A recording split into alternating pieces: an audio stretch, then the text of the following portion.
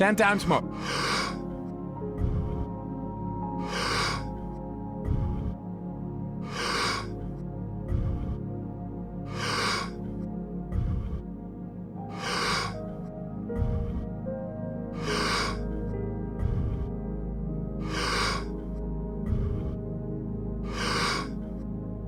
Two times more.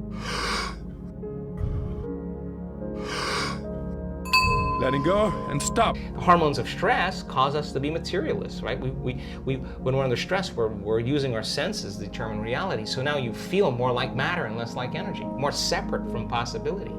So then, to teach a person then how to regulate that heart center. And we do this, we've done 6,000 heart scans. Why?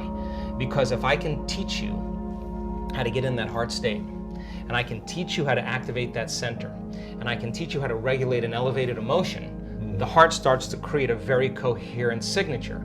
And when the heart starts beating like a drum, like dropping a pebble in water, it begins to produce a measurable magnetic field up to 3 meters wide. Now you're more energy than matter, more wave than particle. Wow. Now, that field that's being created is measurable.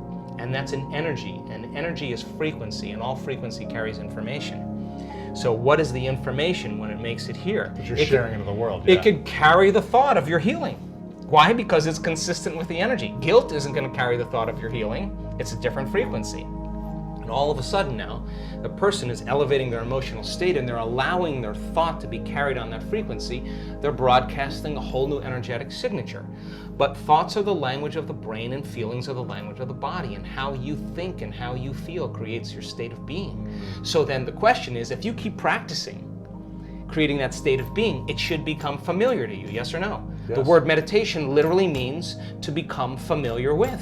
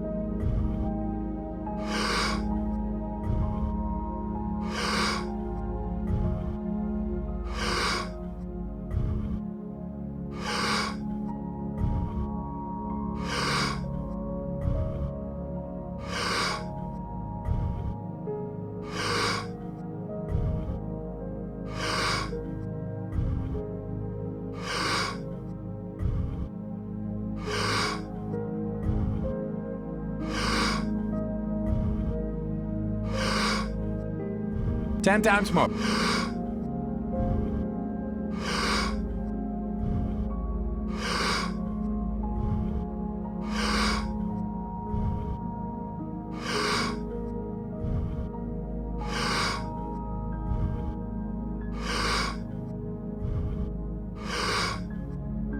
Two times more. Letting go and stop. So then if you're practicing moving into these elevated states and your heart is coherent and we're measuring, and I can say, Louis, you got it. Now do it for 30 minutes. Now do it for 60 minutes. And you practice creating that coherence. You'll know when you're there and when you're not, yes or no? Sure. And then you would be able to say, like a skill, like anything else, give me a minute. I'm going to step out and you're going to go back in the heart coherence and bring up that state. How now, do we get there in the heart? Oh, well, then we practice the formula. Again, rest your attention, start calling up elevated emotions, and when you start seeing that starts happening, then you sustain it, then you keep practicing, and all of a sudden, it gets longer and longer and longer. Now, what's the relevance behind that? Well, we've measured neurotransmitters. So when a person actually activates their heart, the heart releases a chemical called oxytocin. Oxytocin is actually the love chemical. Oxytocin signals nitric oxide. Nitric oxide signals another chemical called endothelial-derived relaxing factor. What does that do? Causes the vessels in your heart to swell. You will literally have energy in your heart. You will literally feel like your heart is full. Now, once you have that feeling, you're not going to want to trade that feeling for anyone or anything. You're going to say, why would I judge that person? If I judge that person, I'm going to lose this feeling. Now, all of a sudden, you're self-regulating. Now, once the heart is activated, I just was at the research lab this week. Once the heart is activated, it acts as an amplifier, and it amplifies energy in the brain.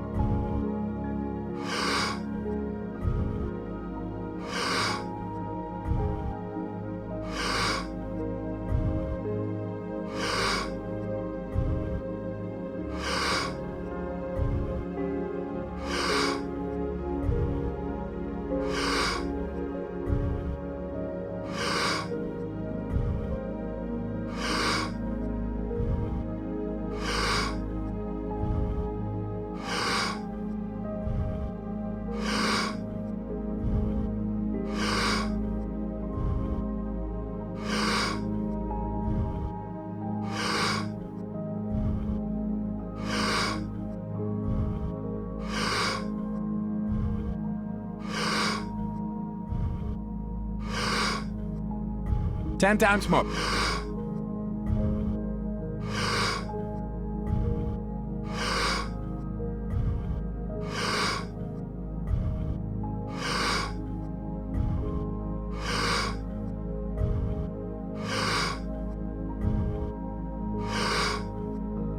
Two times more.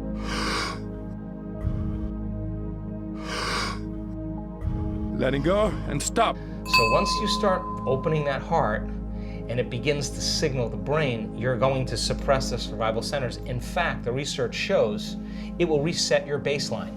In other words, if you're anxious and vigilant and you learn how to self-regulate, you'll actually reset the baseline, and you'll say, well, the trauma was 15 years ago. I saw somebody get murdered or whatever. And then we'll say, yeah. But the moment the heart, not the brain, it's the heart that actually resets the amygdala.